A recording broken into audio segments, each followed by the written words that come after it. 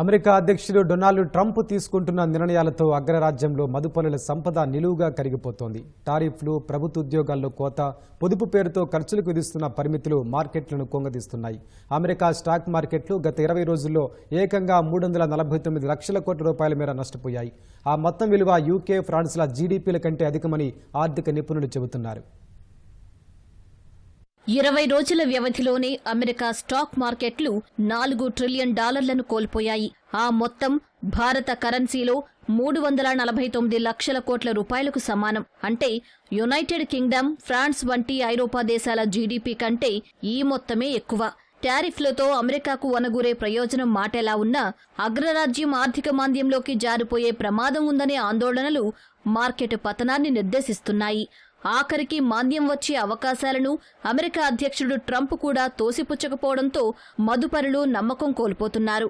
ఫిబ్రవరి 19న జీవితకాల గరిష్ట స్థాయిని తాకిన S&P 500 సూచీ అప్పట్నుంచి ఇప్పటి వరకు 8% పైగా విలువ కోల్పోయింది. నాస్డాక్ కాంపోజిట్ డిసెంబర్లో నమోదు చేసిన అత్యధిక విలువ నుంచి 10% పతనమైంది. ఒక్క సోమవారమే $1.7 ట్రిలియన్ సంపద కరిగిపోయింది. 2022 సెప్టెంబర్ తర్వాత ఈ స్థాయిలో పతనం కావడం ఇదే తొలిసారి.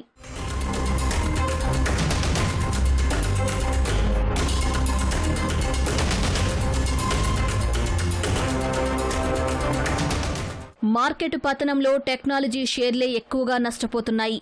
ఎన్విడియా సోమవారం 5.1% విలువను కోల్పోయింది. ట్రంప్నకు సన్నిహితుడు, డోజ్ అధిపతి ఎలాన్ మస్క్ నేతృత్వంలోని టెస్లా షేర్ ధర 15% పతనమైంది. డిసెంబర్ 17 నుంచి ఈ సంస్థ షేరు విలువ 50% ఆవిరైంది. అధ్యక్షుడితో స్నేహం తనకు కలిసొస్తుందని మస్క్ భావిస్తే ఆయన కంపెనీ ఇప్పుడు నష్టాల్లోకి జారుకుంటోందని నిపుణులు చెబుతున్నారు. టెస్లా కార్లకు అమెరికాలోని కాలిఫోర్నియాలో మంచి డిమాండ్ ఉంది. ఇప్పుడు అక్కడ కూడా కార్ల విక్రయాలు పడిపోయాయి.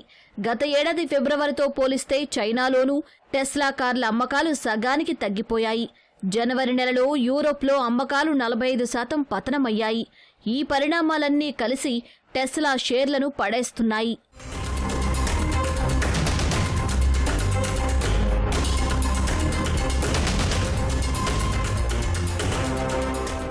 అమెరికా మార్కెట్ల పతనానికి అనేక కారణాలు కనిపిస్తున్నాయి.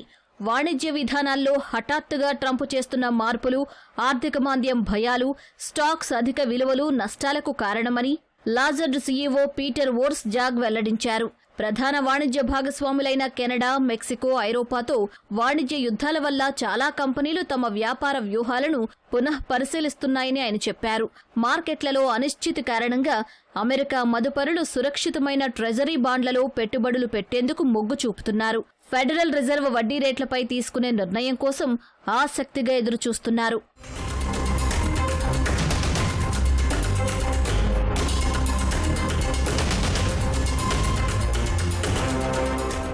అమెరికా అధ్యక్షుడు ట్రంప్ ఆర్థిక మాంద్యం వచ్చే అవకాశాలను తోసిపుచ్చలేదు. తాను అలాంటి విషయాలను అంచనా వేయడానికి ఇష్టపడనని మాత్రమే చెప్పారు. మార్కెట్ పతనానికి, ఆర్థిక మాంద్యానికి ట్రంప్ సర్కారు సిద్ధమైందని ఆయన వ్యాఖ్యలను బట్టి తెలుస్తోందని విశ్లేషకులు చెబుతున్నారు. గోల్డ్మన్ సాక్స్ కూడా అమెరికాలో వచ్చే 12 నెలల్లో ఆర్థిక మాంద్యం వచ్చేందుకు 15 నుంచి 20% అవకాశాలున్నాయని అంచనా వేసింది. 2025 ఆర్థిక సంవత్సరం ముగిసే నాటికి అమెరికా వృద్ధి రేటు 1.7%గా ఉంటుందని గోల్డ్మన్ సాక్స్ chief US economist David Mericle తెలిపారు. గతంలో ఇది 2.2%గా ఉంటుందని అంచనా వేసి ఇప్పుడు తగ్గించారు. టారిఫ్లే ఇందుకు కారణమని ఆయన వివరించారు.